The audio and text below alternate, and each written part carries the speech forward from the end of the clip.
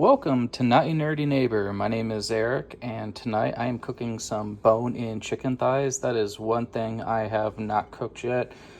Some people like to wander away from bone-in meat for boneless, but anymore, bone-in is typically less expensive, and you do get the advantage of having generally just a few bones in chicken thighs, maybe 2 or 3. There aren't a ton, but they also act like heat conductors and can help keep the meat more moist and ensure that you're getting it completely done, since you have that bone acting as a heat conductor throughout. And then I've done this one in other videos, but this is just sliced up bell pepper with just preferred seasoning. This one happens to be garlic herb tonight. For the chicken, I'm using Lowry's garlic pepper, but I'm gonna get the grill preheated and toss those on, and we'll go from there. One other way you can do these chickens is you can also start off with a hot cast iron skillet or hot oven safe nonstick pan. Brown the outside of the chicken, and then you can slide it in the whole pan into the oven where the skins are up for probably 10 to possibly 15 minutes, or until the inside reaches 160 degrees or higher. I would do that inside of a 325 degree oven, just so you don't risk drying out the chicken thighs, which is harder to do than with chicken breasts. But chicken thighs, that is how I would do it inside, but these will be going on to a Traeger pellet smoker, so I'll keep them on there the entire time. But we'll get switched over to that. Okay, and here we are out at the grill. So one thing I'm going to try this time, instead of skin side down, I'm going to do skin side up and see what I can get for a result. I know in a pan, the idea of skin side down is to create your fond in the pan, which is your seasoning, your juices, your cooked on material from the meat that gets onto the pan that you make like a pan sauce with. But I'm gonna see what I don't need that since I'm doing this on the grill, so I'm actually gonna try these top side up, which is skin side up in this case. But yeah, we're gonna take a look at that and see how that does this time.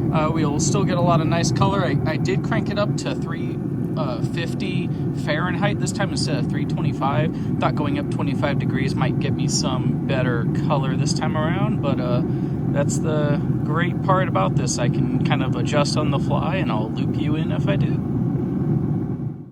While the chicken is on the grill, we are going to look at another beer review. And this time we're going to review Deadbeach Brewery's Abuela Stout, which is a Mexican chocolate stout. It's from El Paso, Texas. Thank you very much, JC, for that. He also brought me back 3 other beers from a recent El Paso trip to try out and review on my channel. I thought that was great of him. But and then I have a friend out in Utah who comes back and forth between Omaha and where he's at in Utah, and he'll bring beers along the way depending if he drives or flies. He might bring something back from like Colorado, Utah, or even far western Nebraska, because it is a big old state.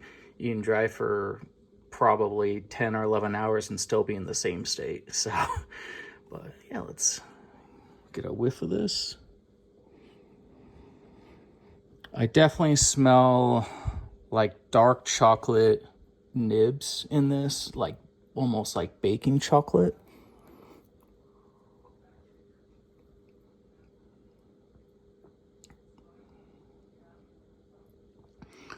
Then it goes, so initially you get the very traditional stout flavor, but then like slightly after you start sipping, you pick up on some coffee notes, and then a dark unsweetened chocolate kind of comes out too.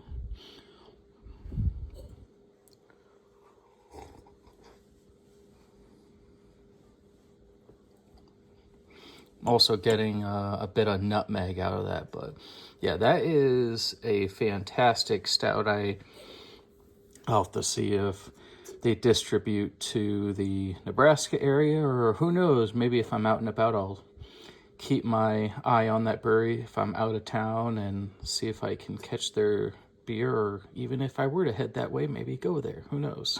But thank you very much, JC. I appreciate the beer.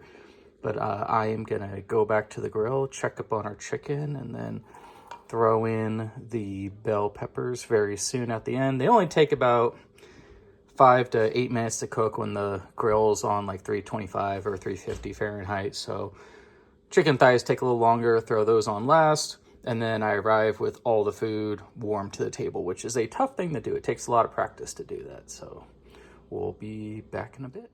Okay, I just pulled these off the grill after flipping every about 7 to 8 minutes per side just to get some color, to get them to cook evenly. Actually went longer than I thought I needed to, and I still ended up with a safe temp inside the thickest piece, so it's over 160. We're good. But yeah, that maybe took me about a half hour total amount of, between prep and cook time, maybe a half hour. Total cook time is maybe 15, possibly 20 minutes, but quick, easy weekend or weeknight meal. Put on your favorite seasoning, whatever that may be. Old Bay is also a good one, but I do recommend going a teaspoon per pound on that, so you don't go too far over if you've never used it before. But other than that, have a great week, everyone.